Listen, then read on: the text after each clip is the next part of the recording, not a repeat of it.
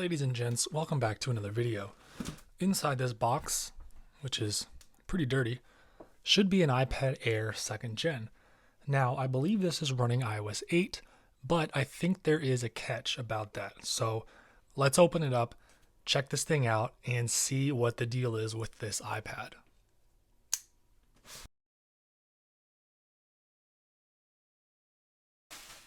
Alright, here is the iPad. This is what appears to be an iPad Air 2nd Gen. Screen is in good condition. I'm really not seeing any damage. If we flip around to the back, it looks to be in very nice condition as well. The corners, we can check them out here, look to be flawless. So this device looks like it was hardly ever used. Let's see if it has any power. And it does. We're going to let that boot up. While we wait for it, I'm going to go ahead and clean it off just a little bit.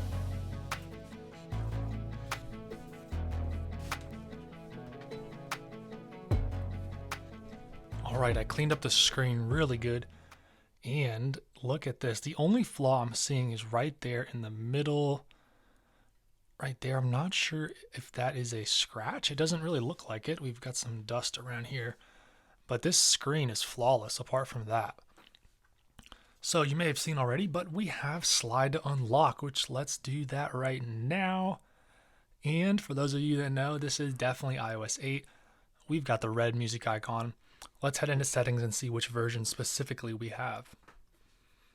Right, so we are sitting at iOS 8.1.3. This is a 16 gigabyte model. And unfortunately, as you can see, we've got an iCloud account, but check this out, Find My iPad is turned off. I am pretty sure that means I can just remove this account and we'll be on our way. So I think I'm going to do that, but first, let's talk a little bit about the iPad.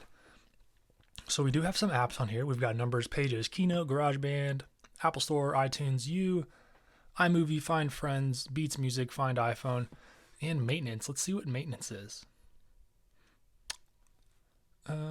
Maybe we're not, because I'm not sure I want to get on the Wi-Fi just yet. You know what? We are going to try to sign out here and see what happens. Boom, just like that. If only it was that easy on all the devices. I'm going to go off on a little tangent here because I'm curious if you guys feel the same way. So we all know that devices can become iCloud locked, right? You sign in and you sell your device, you give it away, whatever, forget to sign out. The person that buys it, which in my case is usually me, I'm the one usually buying these, is stuck with a device that is not usable. But what if Apple implemented a 10, 15, or 20-year rule where after X number of years, iCloud lock gets removed? So because this is an iPad Air 2, I think this was launched in 2014. So 10 years will be this coming year in 2024. I can't imagine there are too many people who are still using an iPad Air 2nd Gen. I mean, it's a great device, but it's 10 years old. And that 10 years in tech is like 60 or 70 human years, if you want to translate that, because, I mean, this is in a way close to being obsolete. I don't know if Apple classifies it as obsolete, but it is certainly a vintage device at this point. And let's say we did 15 years, that would bring us back to 2009. So that'll be just about enough time for the iPad 1st Gen, which cannot be iCloud locked. But I think 15 years might be a sweet spot for these devices. So if it's iCloud locked after 15 years, then I think that it should be removed because, well, no one's going to be making money on devices that old and for whatever reason. So that's my little soapbox there on iCloud locks. Now back to the iPad Air. So this one I think we said is running iOS 8.1.2, and that's pretty cool because this iPad launched in 2014. And it was the first iPad to feature a number of things. First of all, it was the first iPad to feature this laminated display. So the actual LCD and the glass are fused together into one, which is what allowed them to make the thinnest iPad ever here in the iPad Air 2nd Gen. Also, Apple removed the mute lock switch, which was really not that useful. They also added a microphone in place of it there. They also upgraded the camera to, I believe, 8 megapixels. And that was the most for an iPad at the time. We had the stereo speakers that were included in the original iPad Air, but we got Touch ID. So while the iPad Air first gen shared the same internals as the iPhone 5S, it did not get Touch ID, but the iPad Air 2 did. The iPad Air 2 also was the first iPad to feature 2 gigs of RAM, which has helped this device get a bunch of updates. For a while, this was the most updated Apple device ever, and there's actually a chance it still is.